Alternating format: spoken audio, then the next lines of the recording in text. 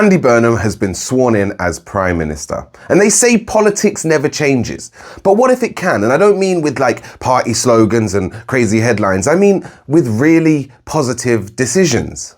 Andy Burnham has only been in power for a matter of days and he's already made some pretty impressive announcements. He's announced a £2 cap on all bus fares.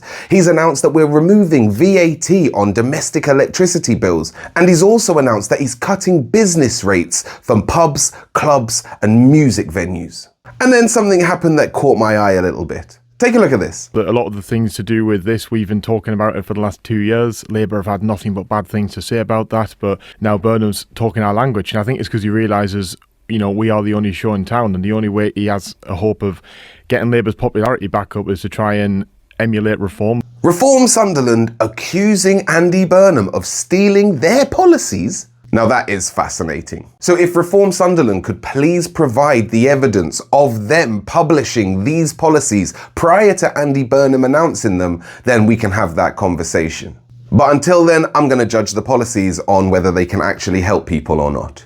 It's funny, because residents, when I knock on doors, literally never ask me where a policy came from. They never asked if it was a Labour policy or a Lib Dem policy or Conservative policy or Reform policy. They never ask me whose policy it actually is. The question they ask is, will this help my family? And that's the question that politics should be able to answer.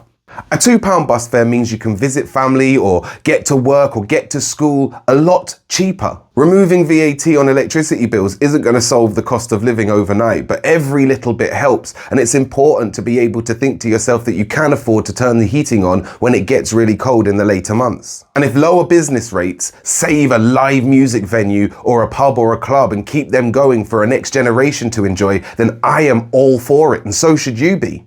You see, I'm all about protecting places where communities come together, where people from different backgrounds can meet and associate and have good time together. Pubs, clubs and music venues are exactly that. People of all persuasions coming together and enjoying something. And here's another thing that's worth mentioning. Under this Labour government, small boat crossings are down 40%. Now, I understand that that wasn't Andy Burnham's doing, but it was the doing of this Labour government.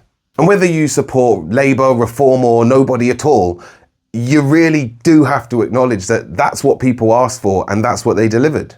It's by no means the end of the story, but it's definitely a movement in the correct direction. Politics has become a bit like football. People would rather see their team win than let the country score. You see, if your opponent has a good idea, you shouldn't boo it, you should use it.